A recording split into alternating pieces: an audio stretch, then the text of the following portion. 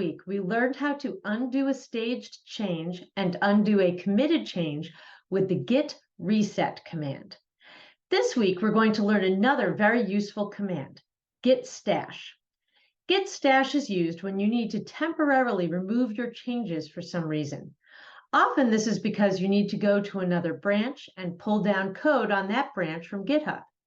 You might get a message on the command line that you can't change branches because you have conflicting changes on your current branch. If this happens, you can stash your changes and get them back later.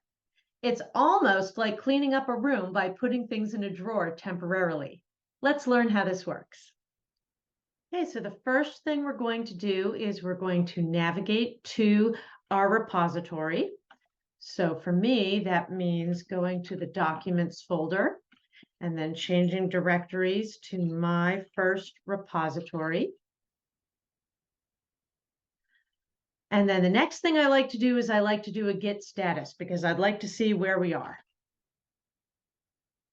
And it looks like right now we are in my second branch and we made a change to my second file, but we haven't committed it yet. If you recall last week, we committed it, but then we uncommitted it. So that change was never made.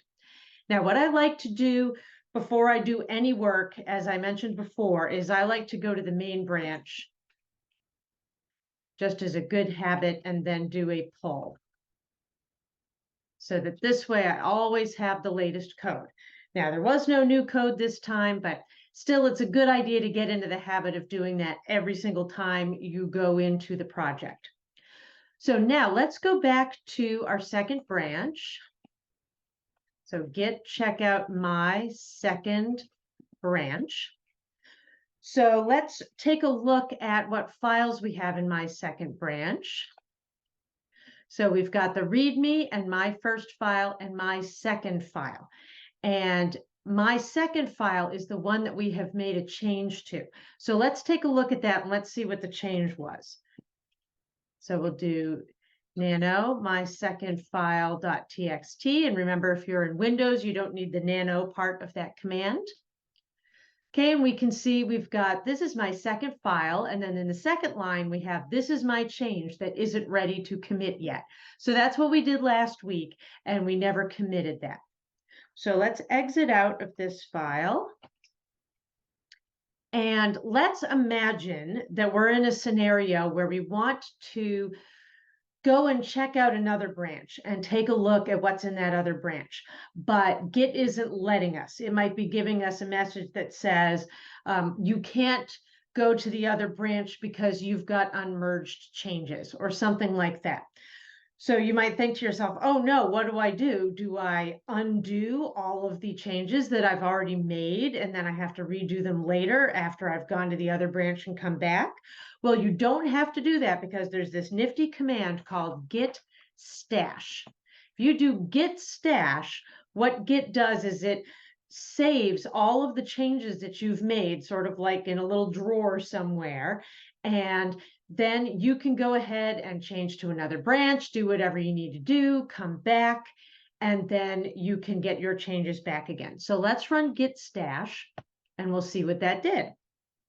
You can see that it says saved working directory on my second branch, so it saved it for you. Now let's do a git status, and we'll see that we don't have my second file.txt listed as a file that's been changed anymore. Let's do nano my second file.txt, or if you're on Windows, just do my second file.txt. And look at that, that second line that we had written here in this file is not there anymore because our changes are stashed.